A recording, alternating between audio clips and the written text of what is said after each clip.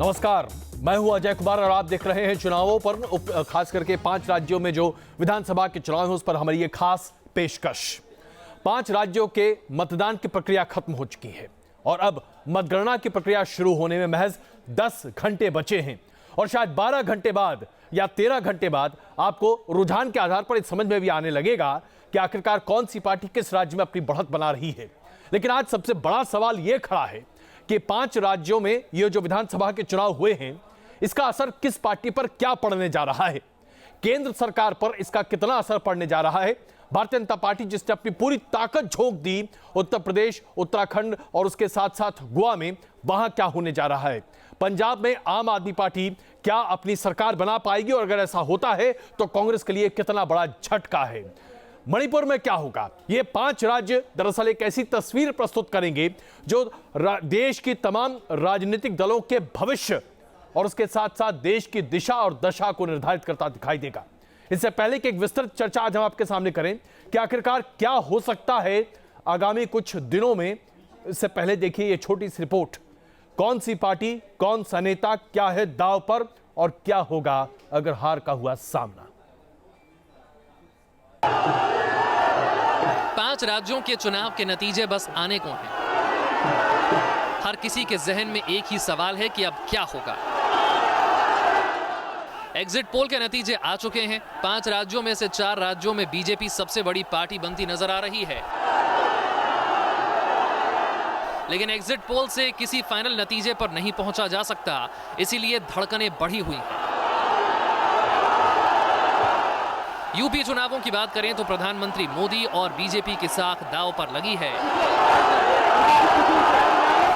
UP में BJP की जीत सीधे सीधे ब्रांड मोदी की जीत मानी जाएगी। नोटबंदी के सख्त फैसले पर जनता की मोहर लग जाएगी। 2019 के चुनावी समर के लिए टीम मोदी का मनोबल बढ़ जाएगा। राज्यसभा में बीजेपी अपनी स्थिति मजबूत कर पाएगी। राष्ट्रपति चुनावों में बीजेपी के पसंद के चेहरे की डगर आसान हो जाएगी। अगर बीजेपी के पक्ष में नतीजे नहीं आते तो फिर क्या होगा। यूपी में बीजेपी की हार मोदी की हार कही जाएगी। हार का ठीकरा अमित शाह और मोदी के सिर फूटेगा। नोटबंदी जैसे फैसलों पर सवाल उठेगा। मोदी के खिलाफ विपक्ष की एकता मजबूत होगी। 2019 में मोदी का दावा कमजोर माना जाएगा। इतना ही नहीं, यूपी के नतीजे कांग्रेस की सियासत के लिए बड़े मायने रखते हैं। राज्य में कांग्रेस के प्रदर्शन के मायने समझ लीजिए। अगर यूपी में कांग्रेस मजबूत होती है तो पार्टी पर राहुल गांधी की पकड़ मजबूत होगी। राष्ट्रीय राजनीति में राहुल गांधी का कद बढ़ेगा। अगर हारी तो सीधे सीधे राहुल गांधी के नेतृत्व पर सवाल उठेंगे। राहुल गांधी के खिलाफ पार्टी में अंदरूनी असंतोष भी मुखर हो सकता है। बात समाजवादी पार्टी की करें तो कलह के बाद हो रहे चुनाव नतीजे ही आगे की डगर तय करेंगे। अगर समाजवादी पार्टी की सरकार दोबारा बनी तो अखिलेश राष्ट्रीय नेता के रूप में उभरेंगे। विकास के नए चेहरे के तौर पर अखिलेश की पहचान पुख्ता होगी। 2019 में गैर बीजेपी गठबंधन में अखिलेश अहम भूमिका में आ जाएंगे और अगर समाजवादी पार्टी वापस नहीं आ पाती तो अखिलेश यादव के फैसलों पर सवाल खड़े होंगे। परिवार की कलह खुलकर सामने आ जाएगी। कांग्रेस के साथ गठबंधन का फैसला कटघरे में आ जाएगा। वहीं बीएसपी के लिए भी ये चुनाव बड़ा अहम है, क्योंकि बीएसपी राज्य में एक बड़ी ताकत है। एग्जिट पोल भले ही मायावती को बहुत ज्यादा सीटें ना दे रहे हों, लेकिन समर्थकों को पूरा यकीन है कि ईवीएम की मशीनें खुलते ही खेल बदल जाएगा। Team news nation. तो ये तो बात हमने आपके सामने प्रस्तुत की उत्तर प्रदेश की, लेकिन हम आपसे ये भी कहना चाहते हैं कि अगर पंजाब में आम आदमी पार्टी ने अपनी जगह बना ली तो फिर बहुत बड़े तब्दीली की बात सामने आएगी। गैर कांग्रेसवाद को एक बढ़ावा मिलेगा। अरविंद केजरीवाल कांग्रेस की जगह हासिल करते दिखाई देंगे और आम आदमी पार्टी राष्ट्रीय मेन स्ट्रीम में आती दिखाई देगी। अगर आम आदमी पार्टी का पंजाब में सुपड़ा साफ हो जाए या फिर गोवा में वो अपना प्रदर्शन ठीक ना कर पाए तो फिर अरविंद केजरीवाल को दिल्ली तक ही सीमित रहना पड़ेगा। यानी कि सभी राज्यों को अगर आप देखें तो ऐसा लगता है जैसे कि हर पार्टी का बहुत कुछ दांव पर है। आइए चर्चा शुरू करते हैं। हमारे साथ शहनवाज हुसैन भारतीय जनता पार्टी से वरिष्ठ नेता मौजूद हैं। प्रदीप आदित्य जैन जी कांग्रेस से हमारे साथ हैं। सुनील साजन जी हमारे साथ समाजवादी पार्टी से हैं। सोमनाथ भारती जी आम आदमी पार्टी से हैं। जगवीर सिंह एसएडी शिरोमणि अकाली दल से हमारे साथ हैं। हमारे साथ मौलाना अंसार रजा बीएसपी के समर्थक इस स्टूडियो में मौजूद हैं और कुछ ही देर में एनके सिंह वरिष्ठ पत्रकार हमारे साथ जुड़ेंगे। इससे पहले की चर्चा को आगे बढ़ाएं, आइए आपको दिखाते हैं एग्जिट पोल के जो भी रुझान सामने आए हैं उस पर सियासी दलों में घमासान मचा हुआ है। जहां भारतीय जनता पार्टी मानती है कि ये बस पहली ही सुगबुगाहट है उस जीत की जो कल 12 बजे तक सामने आ जाएगी। वहीं वो तमाम दल जो आज अपने आप को जरा पीछे देख रहे हैं, एग्जिट पोल पर कई सवाल खड़े कर रहे हैं। आकलन आपका और एग्जिट पोल का कितना मैच कर रहा है? पूरा मैच नहीं कर रहा है। हमारी पूर्ण बहुमत की सरकार बनने वाली है और कल परिणाम सामने आ जाएंगे, इसमें कोई दुविधा नहीं। उत्तर प्रदेश में भाजपा की राम गोपाल यादव भी दावा कर रहे हैं कि उनकी सरकार बन रही है और सपा जो है वो कांग्रेस के साथ सरकार बनाने जा रही है। तो ये दावे जो हैं, कांग्रेस ने ही तो उनको चौपट किया है कि कांग्रेस पार्टी और गठबंधन यूपी में जीतेगा, और क्या कहना है सर? बिहार में भी एग्जिट पोल देखे थे मैंने जी। आप मीडिया के एग्जिट पोल देखे थे बिहार में? बहुमत प्राप्त करने जा रहे हैं और ऐसा बहुमत नहीं कि मार्जिनल बहुमत हो। लेकिन एग्जिट पोल का आंकड़ा तो कह रहा है कि सपा जो है वो एग्जिट पोल पे आप क्यों भरोसा करते हो? इस एग्जिट पोल ने कभी सत्य बोला?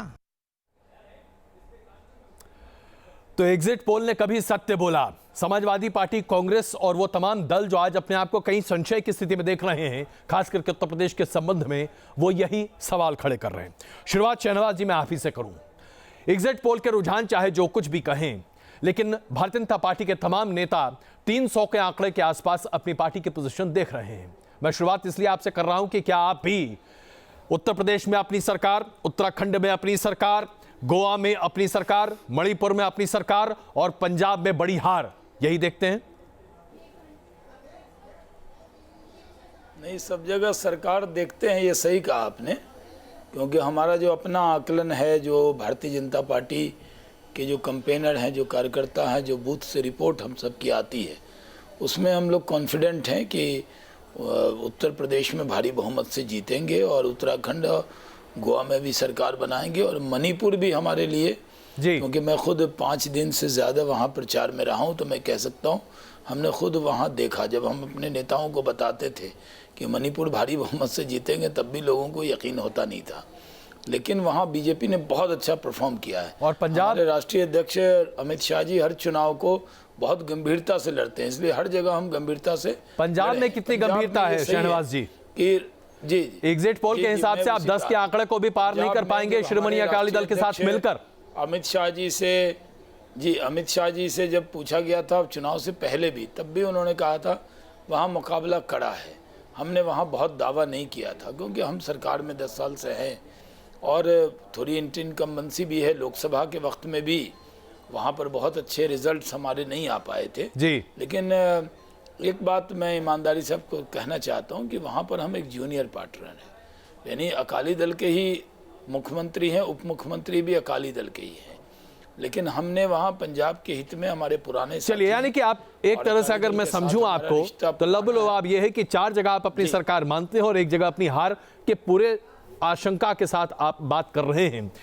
इसी बात को लेकर जरा प्रदीप जी मैं आपसे समझना चाहूँ। साथ अजय जी रहना ही है नहीं बिल्कुल नहीं, हम लोग इसके बारे में कल विस्तृत चर्चा करेंगे, लेकिन मैं एक प्राथमिक आपकी आकलन को समझ रहा था। भावना वहाँ जी साहब मैंने एकदम ईमानदाराना कहा है। नहीं बिल्कुल, इसमें कोई शक नहीं है और मैं तारीफ करता हूँ इसकी बात नहीं। प्रदीप जी, ईमानदाराना गुफ्तगू। कांग्रेस के लिए क्या स्थिति है अगर आप पंजाब भी ना जीत पाए और उत्तर प्रदेश में जो एग्जिट पोल है उसके आधार पर स्थितियां जो निर्मित हो रही हैं, तो उत्तर प्रदेश भी आपके हाथ से अगर चला जाए, उत्तराखंड भी चला जाए, गोवा में आप खड़े ना हो पाए, मणिपुर में सत्ता न बन पाए, भाई आप तो बड़ी बुरी स्थिति में पहुंच जाएंगे। जी अजय जी, सबसे पहले मैं शहनवाज भाई से ये कहना चाहता हूं कि फागुन में कभी कमल नहीं खिला करते। और आपने जो कांग्रेस की बात कही, पंजाब में हम पूर्ण बहुमत के साथ सरकार बना रहे हैं और उत्तर प्रदेश में समाजवादी पार्टी और कांग्रेस का गठबंधन पूर्ण बहुमत से आ रहा, और मणिपुर की भी आपका एग्जिट पोल भी कह रहा है और वहां के लोग कह रहे हैं कि मणिपुर में फिर से हम लौट के आएंगे। उत्तराखंड में हमारा कड़ा मुकाबला है और गोवा की स्थिति भी नेक टू नेक है। अगर हम देखें तो भारतीय जनता पार्टी, जिसे लोकसभा के चुनाव में 338 सीटों पर विजय हासिल हुई थी, आज उसकी स्थिति कितने नीचे आ गई, 15% इनका मत प्रतिशत गिरा है। उत्तराखंड में ये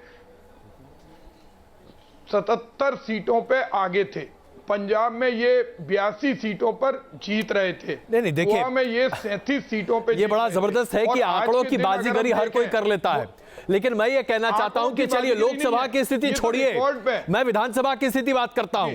क्या मैं आपसे ये पूछ सकता हूं कि उत्तर प्रदेश में कांग्रेस की जितने सीटें थी उससे बेहतर आप कर लेंगे? मैं ये पूछ रहा हूं आपसे सीधे। निश्चित रूप से करेंगे। चुनाव है, क्यों लोकसभा से क्यों कंपेयर करना चाहते हैं? बहुत अच्छी स्थिति 2019 में इससे ज्यादा जीतेंगे पिछली लोकसभा से। शहनवाज भाई, आप कांग्रेस विहीन भारत करने के लिए निकले थे और आपने जो मत प्रतिशत 2014 में हासिल किए थे वो आप कायम नहीं रख रहे। प्रदीप जी आप फिर 2014 की बात कर रहे हैं, आप 2012 से बात नहीं कर रहे हैं। 2012 से कंपेयर कीजिए ना, उसके आधार पर करते हैं। आइए मैं जरा सुनील जी को भी यहाँ चर्चा में शामिल करूं। सुनील जी, जिस तरह से समाजवादी पार्टी के नेताओं के बयान सामने आ रहे हैं, चाहे आप नरेश अग्रवाल की बात करें, चाहे आप खुद अखिलेश यादव जी की बात करें, आजम खान साहब की बात करें, तमाम ऐसे लोग हैं जो कि एक तरह से समाजवादी पार्टी की तथाकथित तौर पर हार के लिए पहले से तैयारी कर रहे हैं। भैया आप लोग हार मान चुके हैं क्या? नहीं, मुझे किसी एक का बयान सुनवा सकते हैं जिन्होंने कहा कि हम हार गए हैं या हम बहुमत में नहीं आ रहे? अच्छा चलिए, नरेश अग्रवाल का ये कहना कि अखिलेश यादव के खिलाफ साजिश हुई है, आप ही के पार्टी के एक वरिष्ठ नेता का यह कहना कि अगर उत्तर प्रदेश में अखिलेश यादव की सरकार नहीं बनती तो ये उत्तर प्रदेश की जनता की हार है। आप ही के पार्टी के नेता का यह कहना कि उत्तर प्रदेश में कांग्रेस के लोगों ने समाजवादी पार्टी के नेताओं को हराने में बहुत भूमिका निभाई है। अरे भाई ये हार की तैयारी नहीं है तो और क्या है? लगता है जिस भी नेता का ये बयान होगा जी, वो नेता गुमराह हैं। उन्हें उत्तर प्रदेश की परिस्थितियां या माननीय मुख्यमंत्री जी की स्थितियों पर उनको भरोसा नहीं है। मैं ये कह सकता हूं, एग्जिट पोल जो लोग करते हैं उनका रिस्पेक्ट है, सम्मान है, वो अनुभवी लोग होंगे। लेकिन जो एग्जिट पोल को लेकर के हमारा अनुभव है जी, दिल्ली का अनुभव आपके सामने है, बिहार का अनुभव आपके सामने है, ये मैं कह सकता हूं कि ये अनुभव उत्तर प्रदेश में। सुनील जी, तो आप ये मानते हैं कि नरेश अग्रवाल आपके वरिष्ठ नेता नहीं है या उनको समझ नहीं है? आप ये मानते हैं आजम खान साहब को समझ नहीं है? मैं ये कह रहा हूं कि कोई धोखा नहीं हुआ। मैं आपके चैनल पे कह रहा हूं, जब कोई रिजल्ट अभी नहीं आया तो उस रिजल्ट की समीक्षा कैसे? न मैं सुनील जी, मैं इसलिए कह रहा हूं कि आप अखिलेश जी के बड़े करीबी हैं और आपके करीबी होने के बाद भी इसीलिए मैं इसीलिए आपसे कह रहा हूं जी, जब अभी परीक्षा दी गई है, अभी परीक्षा हुई है, रिजल्ट आया नहीं है। अगर रिजल्ट नहीं आया तो उसमें किसमें कितने नंबर कम है, कितने ज्यादा, ये समीक्षा कैसे हो सकती है? ये कल का सवाल है। मैं केवल ये कह सकता हूं आपके चैनल के माध्यम से कि एग्जिट पोल पे जिसको भरोसा करना हो करे। हम समाजवादी लोग ये कहते हैं कि हमने दिल्ली एग्जिट पोल नहीं, आप एग्जैक्ट पोल पर भरोसा करेंगे। चलिए मैं आपकी बात यहां रखता हूं, लेकिन मौलाना अंसार रजा साहब, बीएसपी के लिए बड़ा जबरदस्त आप लोगों ने प्रचार किया। बीएसपी अगर एग्जिट पोल के हिसाब से देखी जाए तो तीसरे नंबर की पार्टी उभर रही है, लेकिन अगर बीएसपी के किसी नेता से बात करें तो कोई भी नहीं कहता कि 180 सीट से कम आएगी। भाई ये विश्वास कहां से आ रहा है आपको? देखिए अजय जी, मैं एक बात बता दूं आपसे, एग्जिट पोल ने वो काम किया है कि हम अक्सर एक शेर पढ़ते हैं, उसने वो खेल खेल दिया, खेल खेल में तीली जला के फेंक दी मिट्टी के तेल में। वो काम किया है एग्जिट पोल ने। एग्जिट पोल जो है, तो मिट्टी का तेल है कौन? मैं वही तो समझना चाह रहा हूँ, वही एग्जिट पोल में हम दिखाना चाह रहे हैं। जो एग्जिट पोल आप लोग दिखा रहे हैं या जो भी चैनल वाले दिखा रहे हैं, कोई पहले 161 दे रहे थे, 4 चैनलों ने 161 से 165 तक दिया। अचानक रात में 8 बजे अमित शाह साहब का दबाव आया है, किसका आया है कि भैया इसको बढ़ाओ ताकि रात भर तो कम से कम दिल को सुकून मिले, तो सीधा 285 पे आ गया। मैं क्षमा चाहता हूं, इस तरह के आरोप लगाने से पहले आप इसे सत्यापित कर सकते हैं तो लगाइए। कैसे इस तरह के आरोप लगाना मुझे लगता नहीं है कि उचित है, खास करके एक राष्ट्रीय टेलीविजन। चलिए हम नहीं लगाते आरोप, व्यक्तिगत आरोप नहीं लगाते, चलिए नहीं लगाते। मुझे तो फिर एक ही शर्त पे ये बदल सकते हैं कि या तो मशीनों में कोई ऐसी चीज है कि साहब बटन किसी पे दबाई और सीधा कमल पे पहुंच जाए, तब 285 आ सकता है, वरना प्राइम मिनिस्टर को अपनी सीट बचाने के लिए 3 दिन तक बनारस में कहना चाहते हैं कि आप बटन दबाइए हाथी का, लेकिन वोट पड़ेगा कमल पे, तभी तो 285 आ रही, वरना कहां से आएंगी? 3 दिन तक अपनी इज्जत बचाने के लिए प्राइम मिनिस्टर बनारस में लेटे हुए हैं। शहनवाज जी, हमारी इज्जत को शहनवाज जी, आप 285 की बात कर रहे हैं। डिबेट हो रही होगी न्यूज नेशन पर जी, तो हारने के बाद ये बयान दीजिएगा।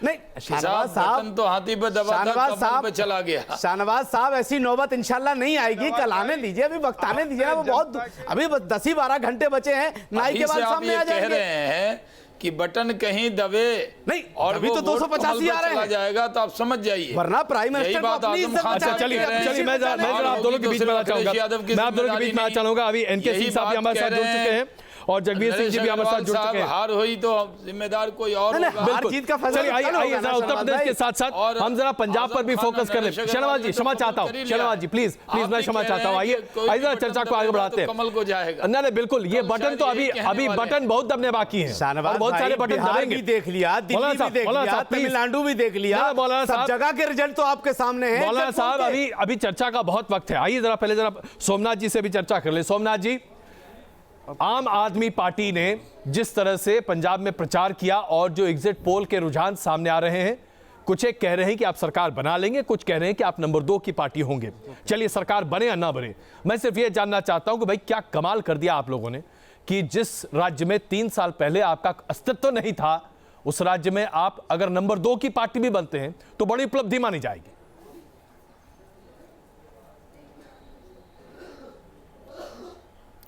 अजय जी, आपका बहुत बहुत धन्यवाद। आखिरकार आपने मुझे याद किया। मैं बाकी बड़े ध्यान से सुन रहा था अपने को पैनलिस्ट के विचार। ये पहली बात तो ये बता दूं कि आप बिल्कुल संदेह में ना रहें। कल सरकार हमारी बन रही है और सरकार ऐसी बनेगी कि बाकी सब देखते रह जाएंगे।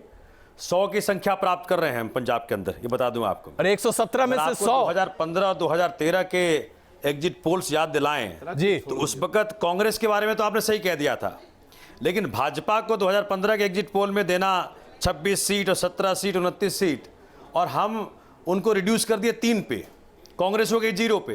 तो एग्जिट पोल्स तब भी गलत साबित हुई थी और फिर ये कल गलत साबित होगी।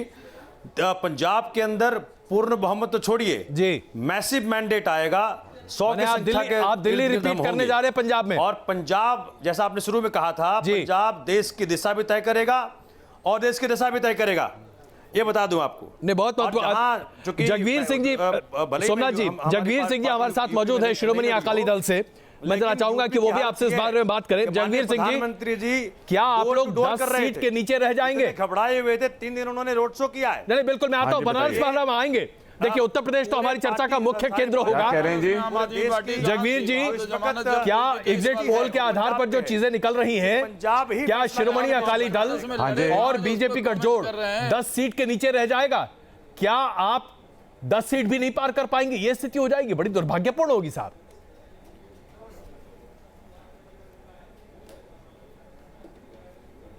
देखिए, ये तो आपके एनालिसिस हैं।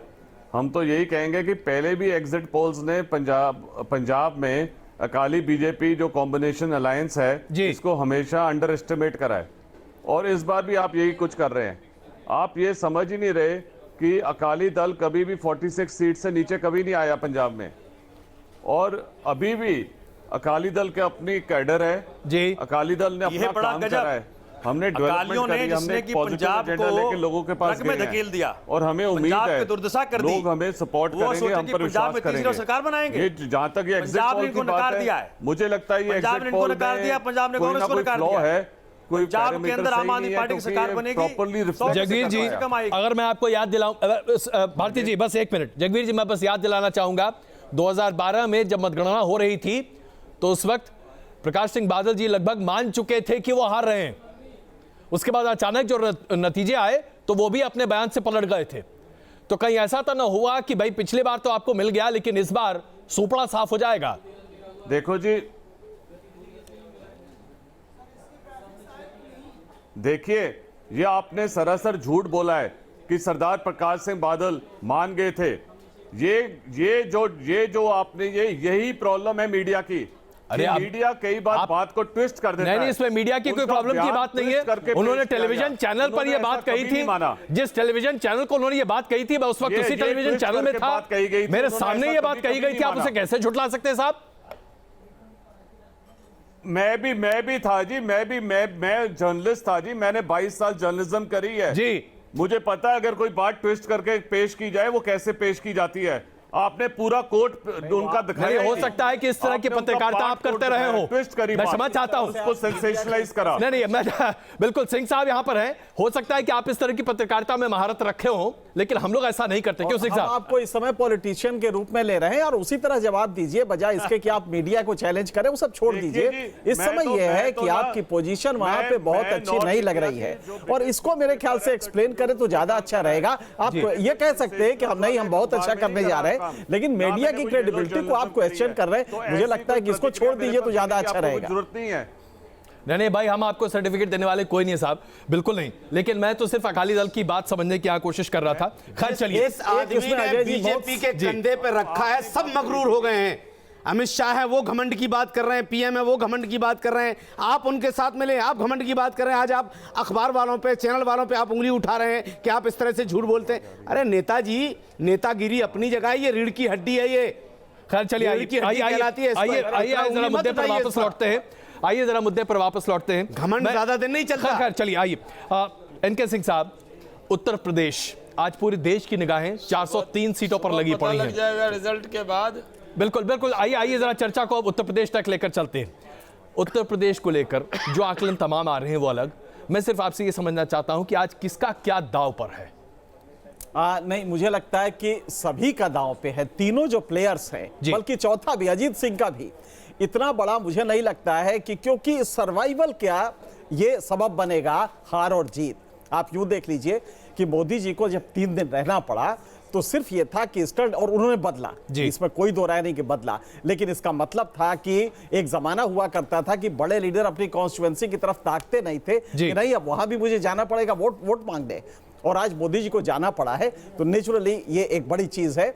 लेकिन चीजें बदली हैं मोदी जी के जाने से, इसमें कोई दो राय नहीं है, और मोदी लगभग हर सीट पे बीजेपी कंटेस्ट में रही है, इसमें भी कोई दो राय नहीं है।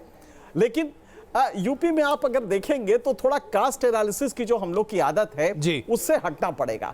ये इलेक्शन बिल्कुल डिफरेंट था, और इसमें यह था कि गवर्नेंस बेटर कौन दे सकता है, ये एक बड़ा क्वेश्चन था कि क्या गवर्न, और ये जनता का कमाल है कि जनता ने अब की जो कास्ट वाला जो होता है मैसेजेस जो सटल दिए गए उसको रिसीव नहीं किया, और वो डेवलपमें पे जनता रही, क्योंकि कलेक्टिव कॉन्शियसनेस बढ़ रहा है, उसका लॉजिक पावर बढ़ रहा है। तो सिंह साहब, अगर आप विकास की बात करते हैं तो मैं ये समझता हूं कि विकास के मुद्दे पर तो चर्चा न के बराबर हुई है इस पूरे चुनाव में। ऐसा होता है कि वो जो परसेप्शन बनता है इस समय जो गवर्नमेंट्स का अब देखिए नोटबंदी है जी, नोटबंदी जो भी दिक्कतें आई हो, एक बात थी कि उसके जहन में ये आया कि नहीं सेठ फंसेगा, इसकी जो खुशी थी उसकी वजह से वो 3 दिन लाइन में खड़ा रहा 500 का नोट लेके, और घर में खाना भी नहीं था, लेकिन एक ईंटा उसने कहीं नहीं फेंका। तो ये बात बिल्कुल सही है कि नोटबंदी ने एक पॉजिटिव इंपैक्ट डाला है, और रूरल मासेस में यूपी के बीजेपी का रहा है। लेकिन बीएसपी का आप देखिए,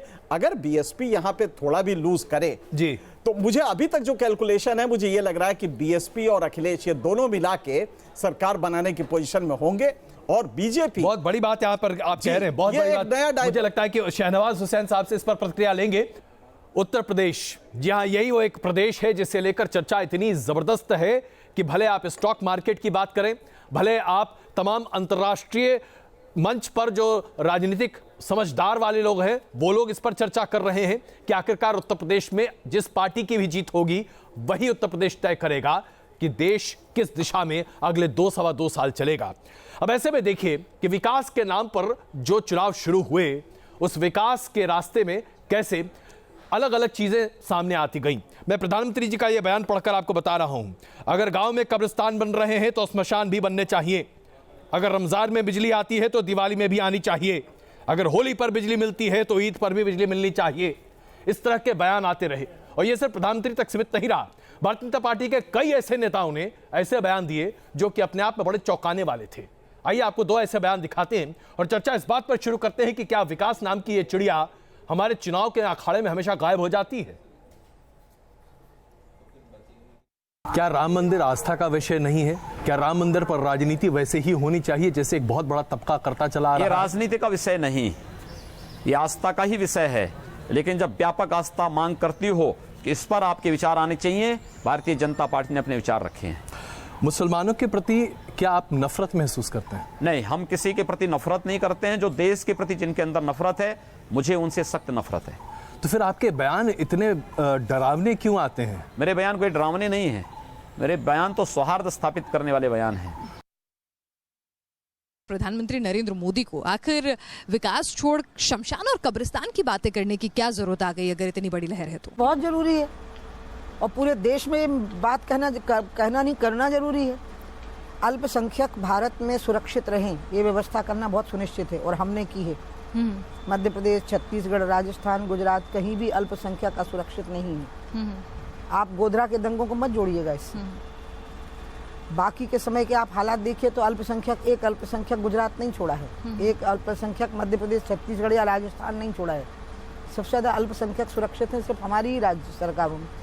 तो एक तो बात है अल्पसंख्यकों की सुरक्षा की, दूसरी है कि वो अंडर प्रिविलेज्ड ना रहें क्योंकि वो अल्पसंख्यक हैं, तो उनको सुरक्षा भी मिलनी चाहिए और एक मानव के अधिकार जितने होते हैं वो उनको मिलना चाहिए।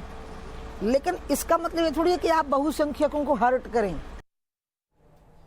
तो देखा आपने कैसे चुनाव की पूरी दिशा ही बदलती दिखाई दी। अब शहनवाज जी, अजय जी मैं यहाँ मैं एक सेकंड ये सवाल शहनवाज जी के लिए, शहनवाज साहब से जवाब ले लीजिएगा जी, क्योंकि वहीं जाऊंगा, मेरा सवाल वहीं से होगा। अच्छा। और शहनवाज भाई बहुत दानिश्वर आदमी हैं और सबसे यंग मिनिस्टर रहे हैं जी बीजेपी में। और मैं ये कह दूं कि बीजेपी में एकमात्र सुन्नी नेता हैं, नहीं तो ये अपने आप में बहुत बड़ी बात है जी। खैर चलिए सवाल। मैं एक बात कहना चाह रहा हूँ, जो अभी दो लोगों के बयान आपने सुनी है, प्राइम मिनिस्टर साहब का बयान सुना। पहली बात तो यह है कि हमारे हिंदुस्तान के प्रधानमंत्री को इतने निचले स्तर का बयान नहीं। खैर चलिए मैं फिर देखिए, सुन लीजिए ना मौलाना साहब, ये व्यक्तिगत आक्षेप जो आप करते हैं ये मैं नहीं कर रहा हूं, नगारा गुजरता है। प्राइम मिनिस्टर को ये जेबा नहीं देता। प्लीज चलिए। लेकिन अब जहां तक सवाल, उत्तर प्रदेश में उन्होंने बिजली का तस्करा किया, कब्रिस्तान का तस्करा किया, तो मैं एक बात कहना चाहता हूं कि यूपी की बिजली सोच के हैरान हो गई, यूपी की बिजली सोच के हैरान हो गई। सप्लाई मेरी हिंदू मुसलमान हो गई, कुछ घर में अंधेरा रहा, कुछ घर में रोशनी, साहब की भाषा सुन के परेशान हो गई। ये हाल रहा उत्तर प्रदेश। चलिए अब इसी बात पर मैं जरा शहनवाज जी को लाना चाहता हूं। शहनवाज जी, आपके नेताओं के बयान हमने आपको सुना दिए, अब जरा ये बताइए कि इसको ध्रुवीकरण की राजनीति नहीं कहेंगे तो और क्या होती है ध्रुवीकरण, जरा ये बता दीजिए। देखिए मैं अजय जी जिम्मेदारी से कहता हूं जी कि प्रधानमंत्री के बयान को कुछ लोगों ने, फिरकापरस्त लोगों ने फिरकापरस्ती के चश्मे से देखा और फिरकापरस्ती के कानों से सुना। उसमें कहाँ फिरकापरस्ती है, बराबरी देने की बात करते हैं। हिंदुस्तान के अंदर मुसलमान यही तो कहता है कि आज़ादी के बाद वो पिछड़ गया है। सच्चर कमेटी की रिपोर्ट कहती है कि वो दलित से भी पीछे आ गया। तो प्रधानमंत्री कहते हैं सबका साथ सबका विकास, और प्रधानमंत्री ने कहा उत्तर प्रदेश में लोकसभा के चुनाव के लिए भी हो तो कब्रिस्तान के लिए भी हो, ईद के लिए भी हो तो होली के लिए भी हो। तो उन्होंने ये तो नहीं कहा कि होली में मिलनी चाहिए, ईद में नहीं मिलनी चाहिए। एनके सिंह साहब तो उनकी नीयत नहीं थी, आपकी इस दलील सुनने वालों की नीयत अगर खराब हो जाए तो हम क्या करें उसमें। अच्छा एक बात बताइए, एनके सिंह प्रधानमंत्री की नीयत बराबरी देने की है, से नहीं सहमत हो पा रहे हैं सिंह साहब। देखिए एक बात तो बहुत साफ है कि नहीं मैं कह रहा हूँ, देखिए ये हमारे कहने की नीयत है, आप समझिए, सोचिए, ये आपको मुबारक हो, ये आपका। एनके सिंह साहब बहुत वरिष्ठ हैं, मैं उनसे कभी कोई बहस नहीं कर सकता। मैं ये अपनी अदब के साथ कह सकता हूँ कि प्रधानमंत्री की नीयत है सबका साथ सबका विकास। सुनील जी, सबको बराबरी दीजिए, मजहब के नाम पर भेदभाव नहीं कीजिए, यही तो मकसद है। मैं केवल भारतीय जनता पार्टी के नेता से एक सवाल पूछना चाहता हूं जी, कि जब उत्तर प्रदेश में चुनाव विकास की तरफ जा रहा था, विकास के मुद्दे पर जा रहा था, तो ये मुद्दा शमशान पर कैसे चला गया? ये रमजान, ईद, होली और दिवाली पे कैसे चला गया? पौने 3 साल की सरकार में उत्तर प्रदेश में 80 में से 73 उत्तर प्रदेश के लोगों ने सांसद आपको दिए। आपने उत्तर प्रदेश को क्या दिया था? आप कह रहे थे आज भी विकास की बात करते हैं, आज कह रहे हैं कि प्रधानमंत्री जी बराबरी की बात करते हैं। प्रधानमंत्री जी ने यह बयान दिया कि भाई ईद में मिलती है लेकिन दिवाली में नहीं मिलती, रमजान में मिलती है। नहीं, ये नहीं कहा कि नहीं मिलती है, उन्होंने कहा ईद में मिले तो दिवाली में भी मिले। ये उनकी बात को, उनके बयान को दिखाइए, नहीं मिलती। उनके बयान को अजय जी दिखा दीजिए, क्योंकि प्रधानमंत्री के प्रवक्ता, अरे प्रधानमंत्री का प्रवक्ता मैं हूँ, ये नहीं है, ये अखिलेश यादव के बयान को। अब जब ये बात हो रही है शहनवाज जी, जब आप ये बात कह रहे हैं तो इस बयान को हम दिखा देते हैं ताकि उसके कॉन्टेक्स्ट को सही समझ लिया जाए। आइए जरा प्रधानमंत्री जी के इस बयान को दिखा देते हैं जो चुनाव के बीच में बोला गया, जिसकी वजह से आज इतने बड़े बहस का मुद्दा ये बन चुका है। आइए जरा इस बयान को देख लेते हैं। भाइयों बहनों, गांव में अगर कब्रिस्तान बनता है तो गांव में स्मशान भी बनना चाहिए। अगर रमजान में बिजली मिलती है तो दिवाली में भी बिजली मिलनी चाहिए। अगर होली पे बिजली मिलती है तो ईद पर भी बिजली मिलनी चाहिए। भेदभाव नहीं होना चाहिए। सरकार का काम है भेदभाव मुक्त शासन चलाने का। तो सुनील जी, स्पष्ट है कि भेदभाव नहीं होना चाहिए, ये साफ था। प्रधानमंत्री जी बिल्कुल बिल्कुल सुनील जी, प्रधानमंत्री जी ने कहा होली पर मिलती है तो ईद पे भी मिलनी चाहिए। होली पे मिल रही है, अजय जी, ईद में मिल रही है, होली पे नहीं मिल रही। प्रधानमंत्री ने कहा होली पर मिलती है तो ईद पर भी मिलनी चाहिए। शहनवाज जी, आपने जो कहा उसका बयान हमने दिखा दिया, अब सुनील जी को जवाब देने दीजिए। ईद पर भी मिलनी चाहिए, क्या गलत कहा बताइए? मैं केवल ये वो तो ईद पर बिजली मिलनी चाहिए, प्राइम मिनिस्टर ने यहाँ उसमें कहाँ सांप्रदायिकता आ गई? आंकड़े पर कहा होली पर मिलती है तो ईद पर भी मिलनी चाहिए। अच्छा अच्छा, प्लीज मैं आग्रह कर रहा हूँ, एक एक करके बोलेंगे तो हम सब समझ पाएंगे कि क्या हो रहा है यहाँ पर। शहनवाज जी प्लीज एक मिनट, आपको अब कहने की जरूरत नहीं है क्योंकि प्रधानमंत्री का बयान हम दिखा चुके हैं। जरा सुनील जी के बाद पहले सुन लेते हैं। सुनील जी प्लीज प्लीज जी। केवल ईद पर मिलती है, होली नहीं ऐसा उन्होंने नहीं कहा। मैं क्षमा चाहता हूँ, आप इसको अलग तरीके से देख रहे हैं। प्रधानमंत्री का पक्ष रख रहा है। सुनील जी क्षमा चाहता हूँ, दोनों को मिलाकर के उन्होंने कहा सुनील जी ज्यादा शर्म की बात कुछ नहीं। देखिए, अगर ऐसी बात आप करेंगे तो मुझे यह भी कहना पड़ेगा कि गधों की बात करके बहुत अच्छा कोई उदाहरण प्रस्तुत नहीं किया अखिलेश जी ने। सुबह देता है ना। देखिए सुनील जी, मैं क्षमा चाहता हूं, लेकिन गधों की बात कह के बहुत अच्छा उदाहरण नहीं प्रस्तुत किया गया। भारतीय जनता पार्टी राजनीतिक डिस्कोर्स में यह नहीं चलता साहब। मुझे केवल गुजरात में हो रहे उनके प्रचार पर कहा, उसका एक्सप्लेनेशन है इसका वाले का। आप ये कैसे होगा कि एक बात सुनेंगे दूसरी नहीं सुनेंगे? ये थोड़ी सी गलत बात है। सोमनाथ भारती जी, सोमनाथ भारती जी, मैं आपको शामिल करना चाहता हूँ। बहुत देर से आप कुछ कहना चाह रहे हैं। सोमनाथ भारती जी, सोमनाथ भारती जी, ये तो पंजाब में लड़ रहे हैं, यूपी में तो लड़ ही नहीं रहे, तो यूपी पर क्या भाई? राजनीतिक दल तो है, कल को आपके साथ खड़े हो जाएंगे। प्रधानमंत्री जी ने यूपी में स्टेटमेंट दिया है जी, इससे बड़ा दुर्भाग्यपूर्ण स्टेटमेंट क्या हो सकता है?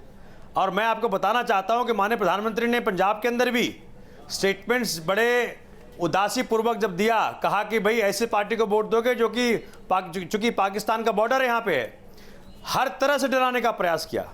माननीय मोदी जी ने जब सत्ता संभाली थी, कहा था हम विकास की तरफ ले चलेंगे देश को। यही विकास का मॉडल है कि शमशान घाट और कब्रिस्तान की बात कर रहे हैं हम। यही विकास, बिजली की हमने धर्म निर्धारित कर दिया। शहनवाज जी, इतना बड़ा दुर्भाग्यपूर्ण स्टेटमेंट, और उससे उनका जो मानसिकता झलक रहा है, इस मानसिकता के साथ देश के अंदर क्या होगा? शहनवाज जी इसका जवाब दीजिए प्लीज। शहनवाज जी होंगे बिल्कुल। शहनवाज जी, ये पूरा का पूरा विकास का मॉडल धरा का धरा रह गया। देखिए, विकास के मॉडल पर ही हम चल रहे हैं। देश आगे बढ़ रहा है, देश बदल रहा है। आम आदमी पार्टी ने इसी डिमोनेटाइजेशन पर पूरे देश में भ्रम फैलाया और पूरे देश के गरीब लोग प्रधानमंत्री के साथ रहे। जो लोग राजनीति में शुचिता की बात करते थे वो नोटबंदी पर पूरे देश में भ्रम फैलाते रहे। और अगर ये कहा तो सही कहा, आपने सर्जिकल स्ट्राइक पर भी सवाल उठाया। पाकिस्तान में आम आदमी पार्टी की प्रशंसा हुई, केजरीवाल साहब की प्रशंसा हुई। पाकिस्तान के अंदर आप लोग देश के हित के मामले में भी प्रशंसा उठाते हैं और आपको जवाब मिलेगा। कोई भ्रम नहीं रहना चाहिए। चर्चा को वापस सार्थक बनाते हैं। मैं एक एक करके सारे मुद्दे लेकर आऊं ताकि वो बेहतर होगा हम सबों के लिए। एनके सिंह साहब, ये जरा हमें समझाइए कि क्या जो स्तर चुनावी भाषा का इस बार रहा है, मतलब अगर देखें तो तमाम अखबार इससे पटे पड़े हैं। मैं अपने क्लिपिंग्स अपने दर्शकों को दिखाना चाहता हूं। ये देखिए, ऐसे आप रंगारंग कार्यक्रम देख सकते हैं कि कैसे किसने क्या क्या बयान दिए हैं। भड़काऊ बयान हर कोई देता चला आया है। आप तमाम ऐसी मैं आपको बयान दे सकता हूं, किसी राजनीतिक दल का उठा लीजिए। ऐसा लगता है जैसे कि चुनावी इस पूरे उद्घोष में हर किसी ने मर्यादा की तमाम सीमाएं लांघ दी। बीएसपी ने नहीं किया। सिंह साहब, नहीं साहब, ऐसा नहीं है। वहां पर भी मैं आपको बता दूं, बीएसपी की तरफ से एक बयान आया था।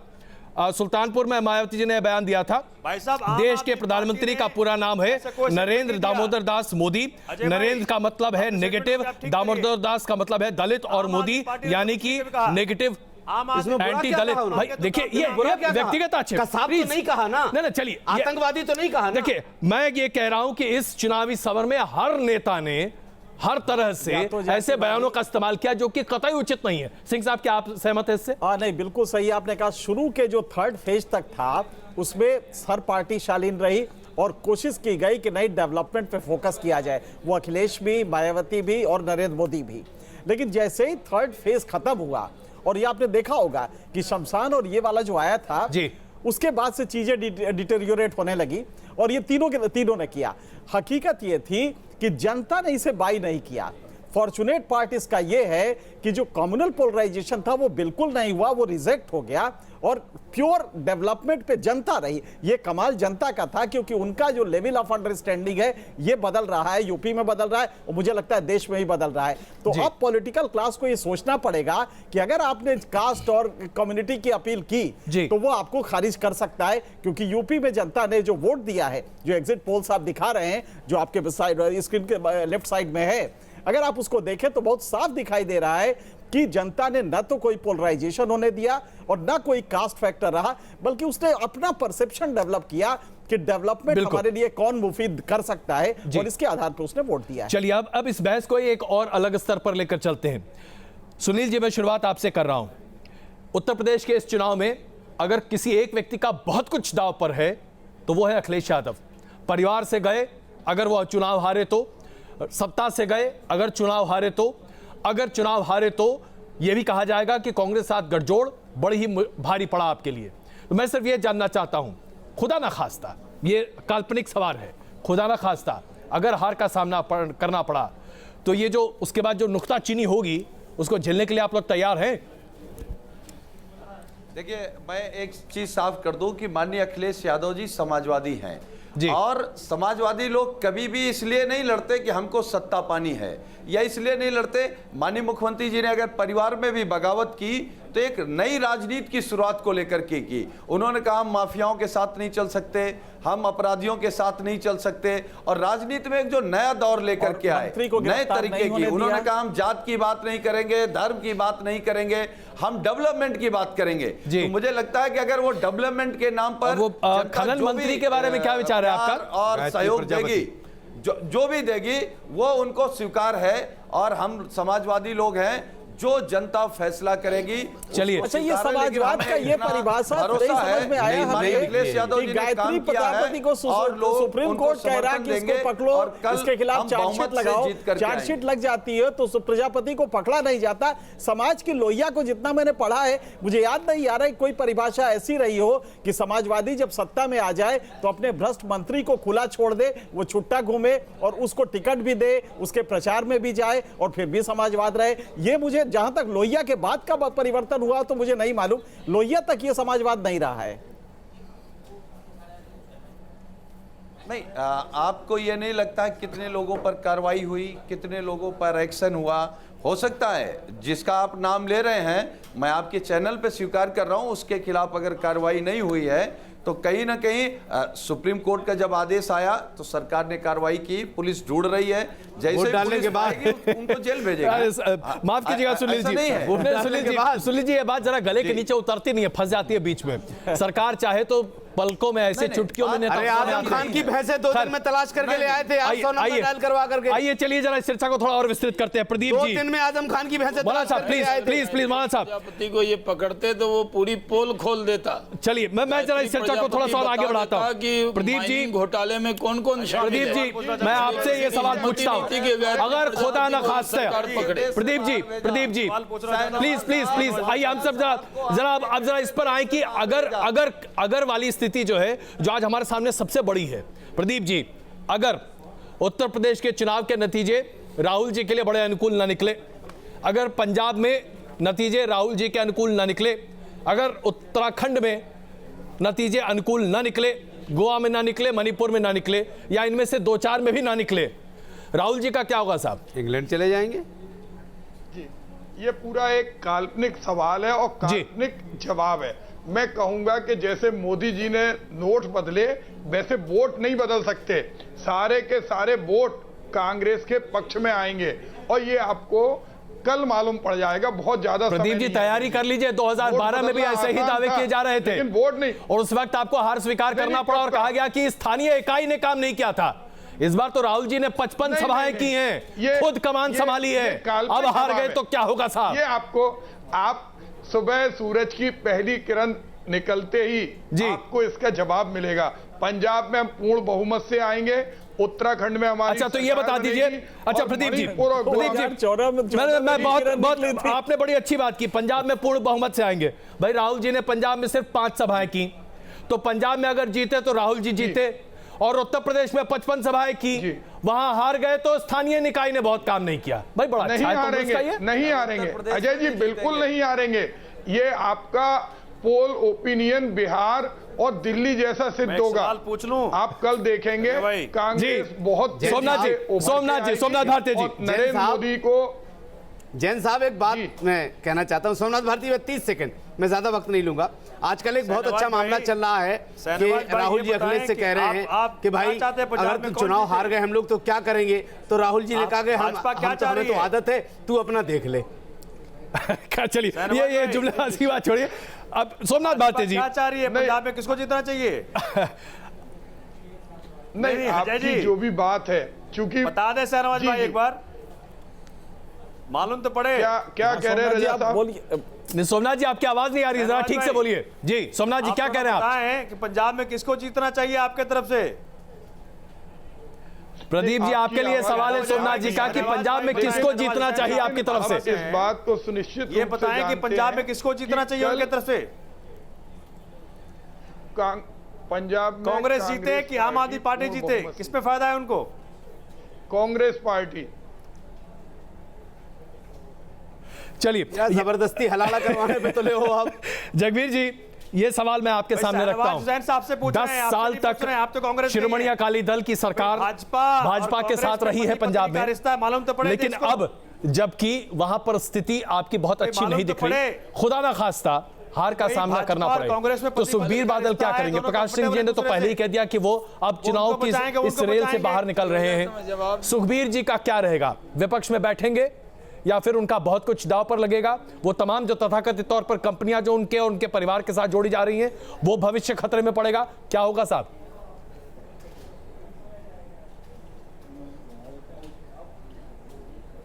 देखिए जी, ये आपका सवाल काल्पनिक है। मेरी 2 मिनट बात सुन लेना, क्योंकि पहले भी मुझे टाइम नहीं दिया गया जी। पहले भी आपने बात कर रहा था कि प्राइम मिनिस्टर साहब पंजाब आए और उन्होंने लोगों को डराने की कोशिश करी। उन्होंने, मैं क्लेरिफाई करना चाहूँगा, उन्होंने डराने की कोशिश नहीं करी। कुछ आप वालों ने करा ही ऐसे कि उनको याद कराना पड़ा पंजाबियों को कि ये श्रोमणी अकाली दल भाजपा की जो सरकार है, इसने पीस और कम्युनल हार्मनी 10 साल के लिए 10 साल से रखी हुई है।